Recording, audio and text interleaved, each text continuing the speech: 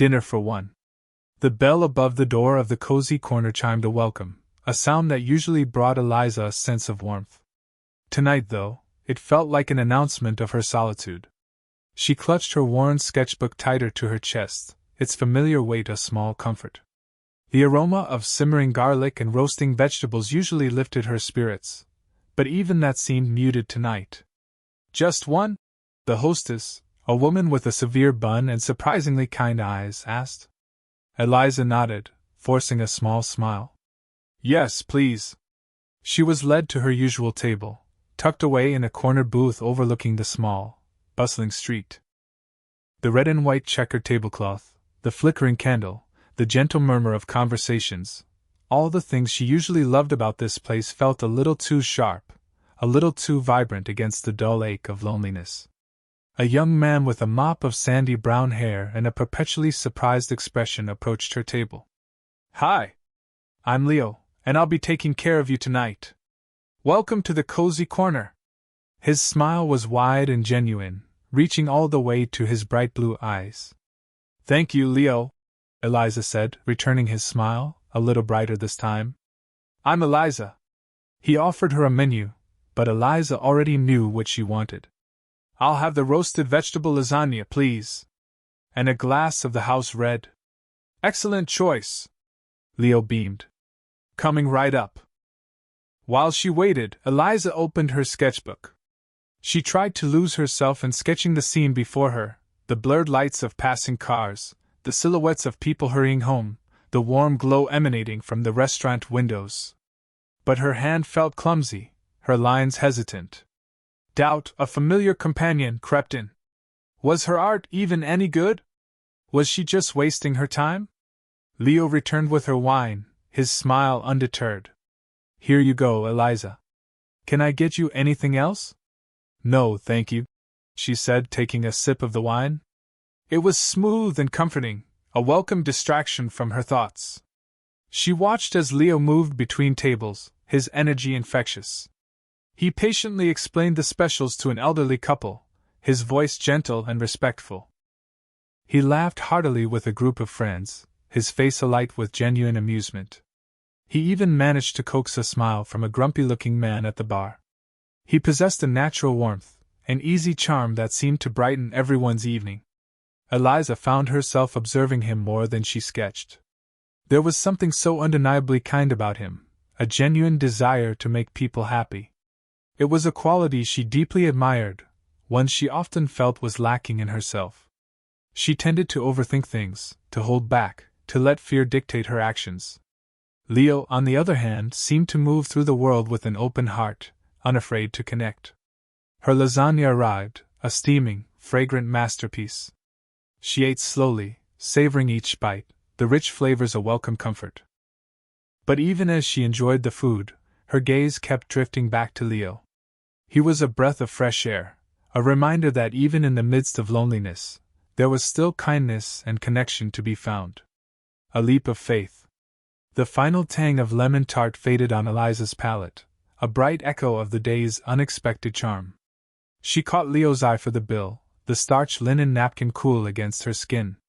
As ever, he anticipated her needs, materializing with a slim leather case. Did you enjoy everything? He inquired, his smile radiating genuine warmth, a refreshing contrast to the practiced smiles she often encountered. It was perfect, Eliza replied, returning his expression. He set the case on the table, his fingers grazing hers in a fleeting, electrifying spark. An unexpected tingle, not at all unwelcome, shot up her arm. She watched him move away, his effortless gait strangely captivating. Inside the folder, the sum was negligible. It was the blank space beneath the itemized list that snagged her attention. Her pen, usually a faithful instrument for capturing minute details in her sketchbook, now felt cumbersome, foreign in her hand. She worried her bottom lip, a habit she'd thought long discarded. This was unlike her. Eliza, the queen of unspoken admiration, of glances exchanged from across crowded rooms. But Leo's kindness, the sincere interest he'd shown in her halting Italian, had steadily eroded her usual defenses. A tumultuous debate raged within her.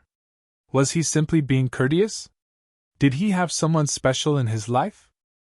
Would he find her pathetic? The thought stung sharply. Yet the lingering sweetness of the tart acted as a soft counterpoint, a reminder of the simple pleasure she'd experienced during their brief exchange. With a sudden surge of resolve, Eliza removed the cap from her pen. Before doubt could paralyze her, she scribbled her number at the base of the receipt. Beside it, almost as an afterthought, she added a tiny, imperfect heart. Childish. Exposed. Utterly mortifying, perhaps. She tucked the receipt back into the leather folder, her hands betraying her inner turmoil with a slight tremor. Gathering her composure with a deep breath, she rose, smoothing the fabric of her skirt. As she approached the register, Leo was occupied clearing a nearby table. Placing the folder on the countertop, she met his gaze as he turned. "Thank you again," she managed, her voice a touch breathless. "Everything was exquisite." He beamed, his eyes crinkling at the corners. "The pleasure was all mine. I look forward to seeing you again soon." Eliza offered a small smile and stepped out into the bustling street. The afternoon sunlight suddenly intensified on her face. A wave of dizziness swept over her, a disorienting blend of elation and raw fear. What had she just done? Had she completely misread the situation, exposing herself to ridicule? She walked for blocks, adrift in a sea of self-recrimination and fragile hope. Every ping of her phone sent a tremor through her. She pictured Leo discovering the number, his reaction ranging from bemused pity to outright dismissal.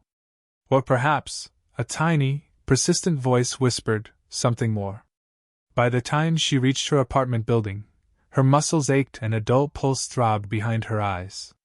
She fumbled with the lock, the familiar scent of lavender and well-worn pages offering scant solace to her jangled nerves. Dropping her bag onto the sofa, she collapsed into her beloved armchair, the plush velvet a small, inadequate comfort. All that remained was to wait. And to worry with a fervor she hadn't known she possessed. The unexpected call. Eliza dabbed at the canvas, the muted blues and greens of the forest scene reflecting the quiet melancholy that had settled over her. She'd been wrestling with the light for hours, trying to capture the dappled effect of sunlight filtering through leaves, but it kept coming out flat, lifeless. Sighing, she set down her brush, the metallic clatter echoing in the otherwise silent apartment. Maybe she just wasn't cut out for this. Maybe all the years of painting, the countless hours spent hunched over canvases, were for nothing. The shrill ring of her phone cut through her thoughts, startling her. She glanced at the caller ID, unknown number. Hesitantly, she answered. "Hello? Hi, Eliza. It's Leo. From the Daily Grind?" His voice was warm, a little breathless, and instantly recognizable. A wave of surprise, followed by a flutter of something akin to excitement, washed over her. "Leo! Hi! Yes, of course, I remember." A nervous chuckle came through the phone. I wasn't sure if you'd left your real number. Or if I should even call. But well, I figured I'd risk it." Eliza smiled, a genuine smile that reached her eyes. "I'm glad you did." A brief silence hung between them, filled only with the faint hum of the phone line. Eliza found herself twisting the phone cord around her finger, a nervous habit she hadn't indulged in for years. "So," Leo continued, his voice regaining its confidence, "I was thinking would you want to grab coffee sometime? You know, when I'm not serving it?" Eliza's heart skipped a beat. This was unexpected. Flattering. Terrifying. I'd like that," she managed, surprised at how easily the words came out. "Great." Leo sounded genuinely thrilled. "How about tomorrow? My shift ends at 2. We could go to that little place on Elm Street. Been there, done that?" "That sounds perfect," Eliza said, picturing the cozy cafe with its mismatched armchairs and the aroma of freshly baked pastries. A wave of anticipation washed over her, chasing away some of the earlier melancholy. "Okay, great. 2 o'clock at Been There, Done That it is then. I really appreciate you leaving your number. I've been wanting to talk to you more." He paused, then added shyly, "You seem really interesting." Eliza blushed, even though he couldn't see her. You too, Leo, she replied, the words a little breathless. You seem really kind. They chatted for a few more minutes, about nothing in particular, the weather, the best way to brew coffee, the irritating habit of some customers to snap their fingers for attention. But beneath the surface of the mundane conversation, a current of something more significant flowed. A spark of connection. Finally, Leo said, Well, I should probably get back to work. See you tomorrow, Eliza? Yes. Tomorrow, she confirmed, a smile playing on her lips. As she hung up, the apartment suddenly felt brighter, lighter. The unfinished painting on the easel no longer seemed quite so daunting. Maybe, just maybe, she was capable of creating something beautiful. And maybe, just maybe, she was worthy of connection. Coffee and connections. The aroma of roasted beans and cinnamon hung heavy in the air as Eliza stepped into the daily grind, her usual local haunt. Leo was already there, perched at a small table near the window, sunlight glinting off his dark hair. He looked up, a wide, genuine smile spreading across his face, instantly easing the knot of nerves that had been tightening in Eliza's stomach. Hey! I grabbed us a spot.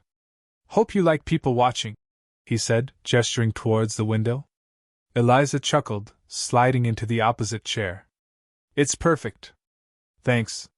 She liked that he thought ahead, even about something so small.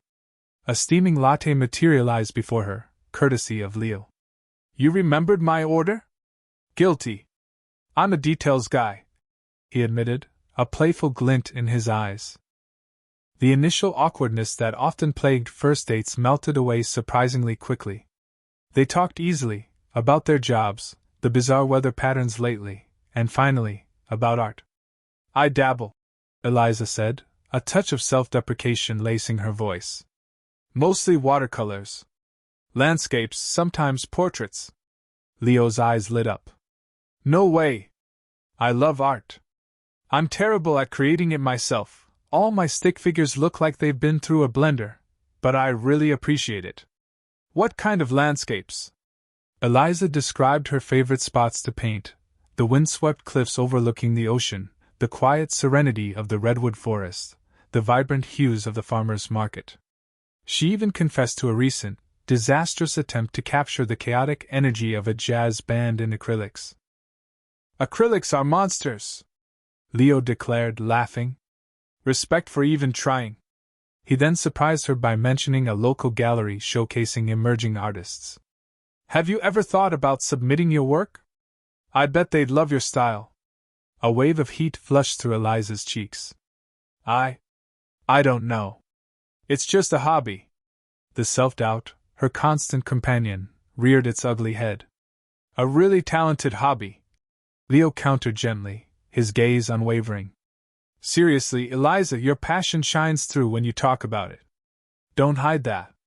The conversation shifted to their respective furry companions.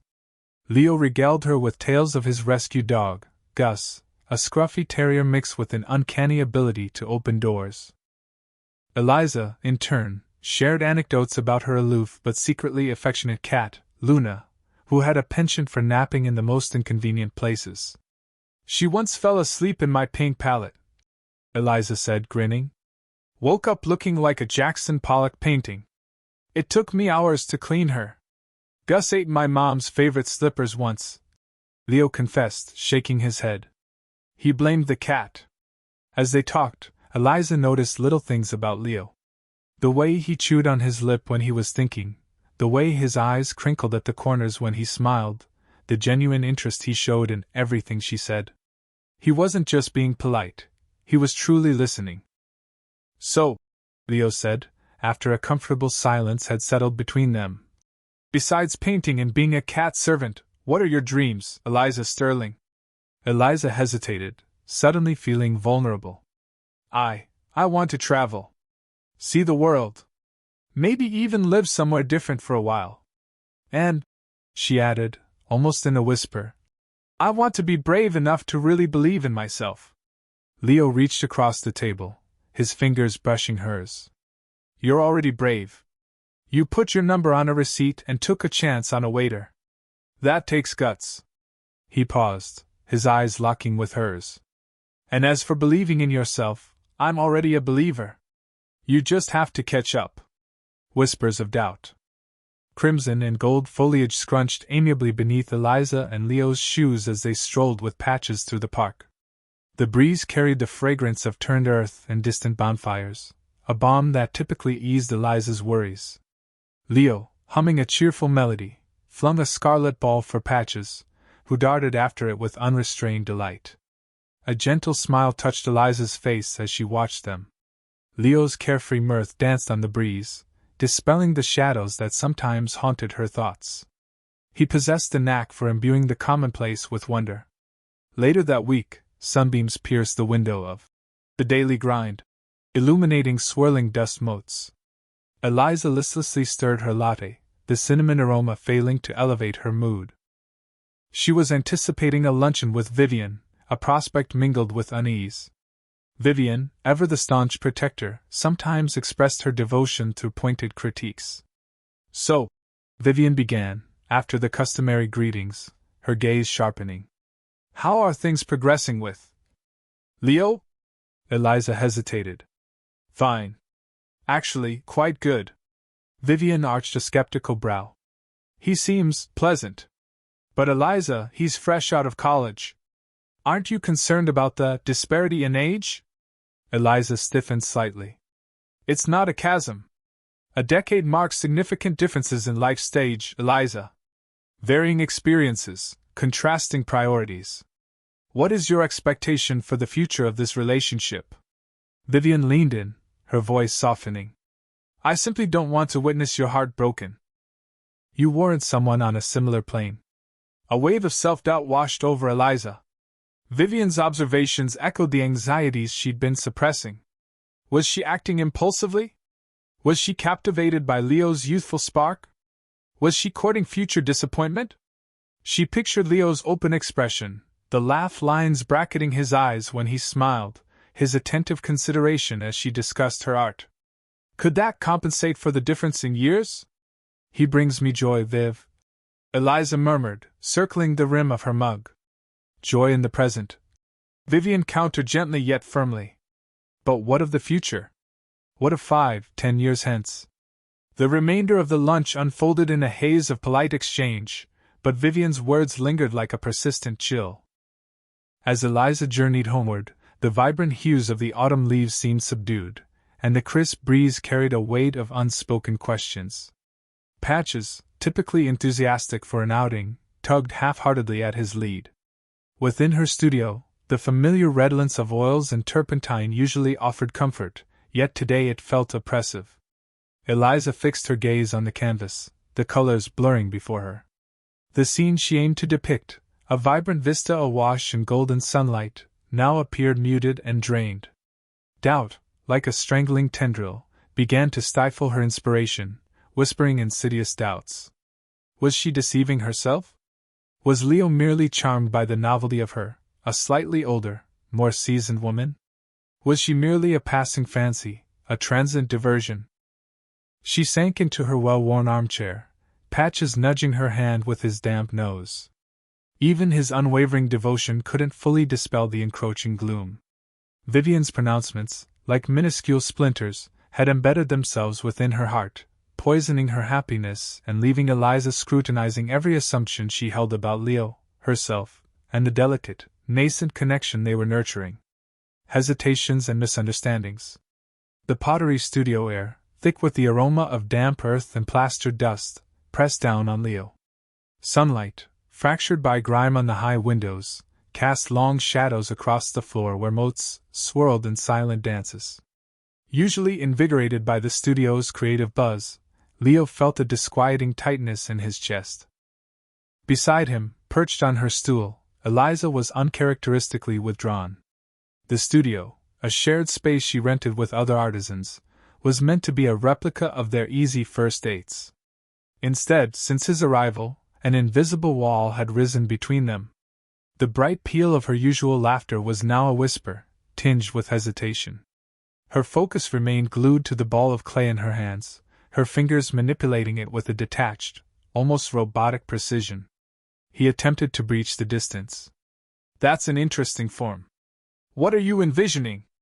A dismissive shrug was her reply, her eyes barely flicking towards him. Just playing around.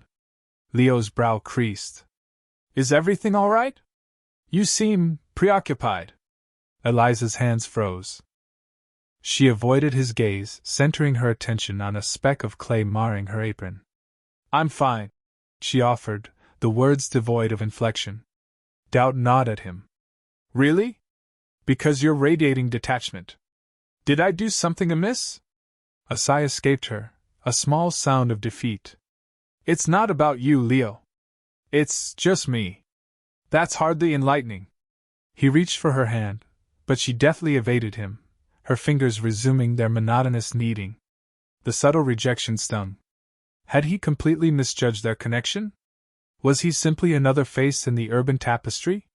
Uncertainty, a venomous thought, began to take root.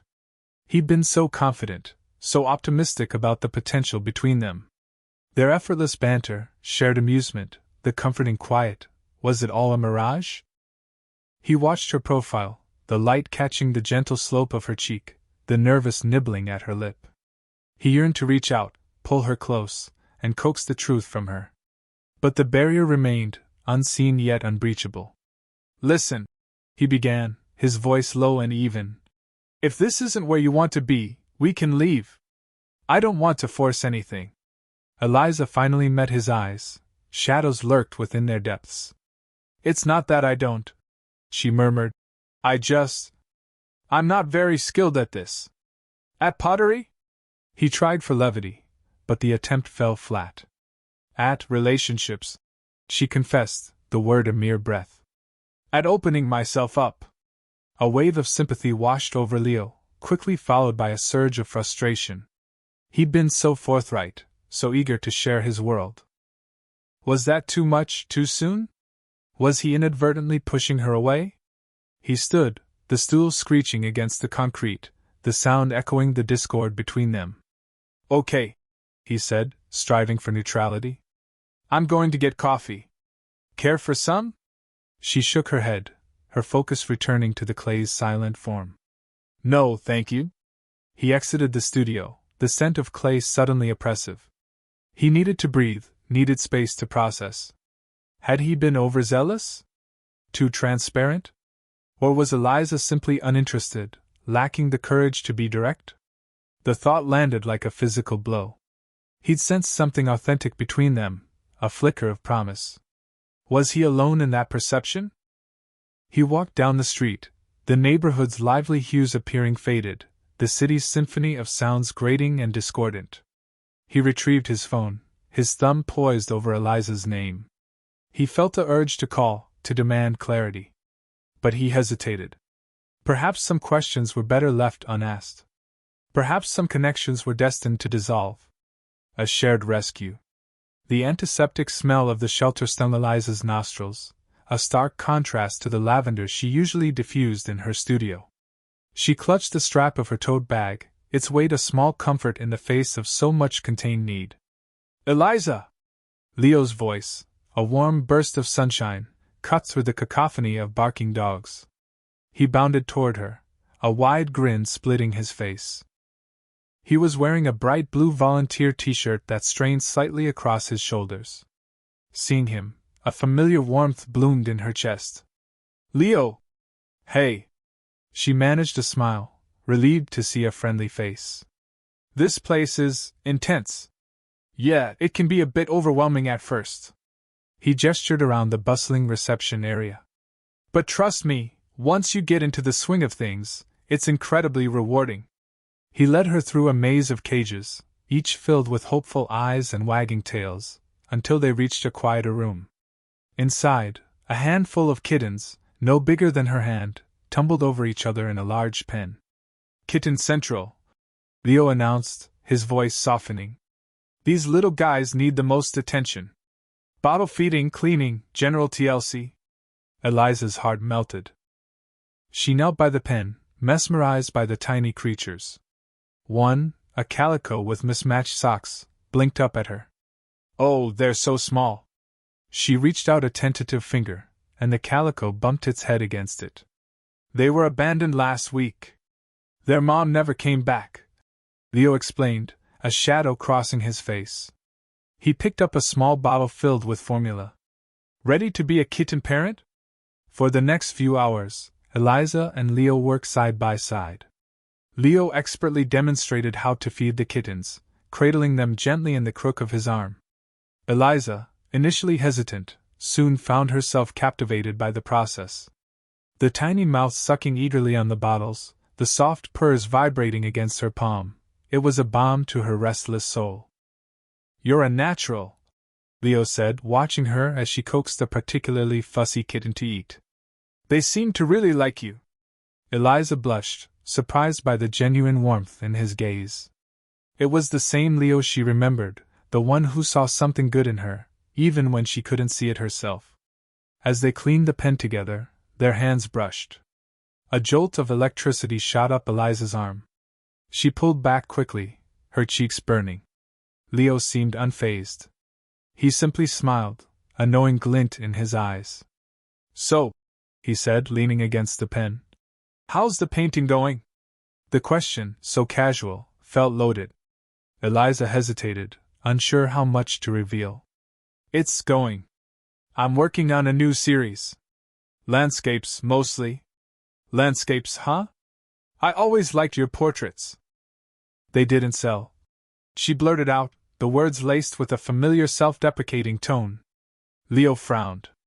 "That doesn't mean they weren't good, Eliza. You have a real talent." He reached out and gently brushed a stray strand of hair from her face. The touch, light as it was, sent a shiver down her spine. Their eyes met, and for a moment, the noise of the shelter faded away. Eliza saw a depth in Leo's eyes, a genuine affection that made her heart ache. The connection was still there, strong and undeniable. It felt like coming home, a place she wasn't sure she deserved. An artistic opportunity. Eliza nearly choked on her lukewarm tea when the email arrived. Arthur Finch. The Arthur Finch? Her heart hammered against her ribs like a trapped bird. He'd seen her art online, her humble little Etsy shop, her rarely updated Instagram. He wrote of raw talent, unique vision, and words that felt both thrilling and utterly unbelievable. He wanted to see more of her work. Leo found her staring blankly at her laptop screen, a half-finished sculpture of a sleeping fox gathering dust beside her. "Everything okay, Eliza? You look like you've seen a ghost." It's Arthur Finch," she stammered, shoving the laptop towards him. Leo's brow furrowed. "The art dealer? The one with the gallery downtown?" He whistled. "Wow. That's huge." Huge was an understatement. Terrifying was closer to the mark. A week later, Arthur Finch stood in her tiny studio, a converted garage overflowing with canvases, clay figures, and scattered tubes of paint. He was taller than she'd imagined, and possibly thin in a tailored suit, his eyes sharp and assessing behind thick-rimmed glasses. He moved through the space with an unsettling grace, pausing to examine each piece with unnerving intensity. He didn't say a word for what felt like an eternity. Finally, he stopped in front of her most recent painting, a swirling landscape of vibrant blues and greens inspired by a dream. "This," he said, his voice a low rumble, "this has something. It breathes." Eliza held her breath. She had poured every ounce of her soul into that painting, translating the ephemeral world of her subconscious onto the canvas. He spent another hour scrutinizing her work, asking pointed questions about her techniques, her inspirations, her process. He seemed particularly fascinated by her sculptures, running a long, elegant finger over the smooth curves of a ceramic bird. Eliza, usually so shy and withdrawn, found herself opening up to him, drawn in by his genuine interest and his discerning eye. Then, he turned to her, a small, almost imperceptible smile playing on his lips. "Eliza," he said, "I want to offer you a solo exhibition at my gallery." The words hung in the air, shimmering with possibility. A solo exhibition? It was everything she had ever dreamed of, and everything she had been too afraid to hope for. I don't know what to say, she whispered, her voice trembling. Say yes, Arthur Finch said, his gaze direct and unwavering. Say you're ready to show the world what you're capable of. Leo, who had been hovering nervously in the background, pumped his fist in the air. She's ready, he declared. Eliza's amazing. Eliza looked from Arthur Finch's expectant face to Leo's beaming one. Doubt still gnawed at her, whispering insidious questions in her ear. Was she good enough? Would anyone even come? But beneath the fear, a spark of excitement flickered, a sense of possibility she hadn't felt in years. Yes, she said, her voice stronger this time. Yes, I'll do it. A gallery of dreams. Eliza's apartment had morphed into a pre-show war room.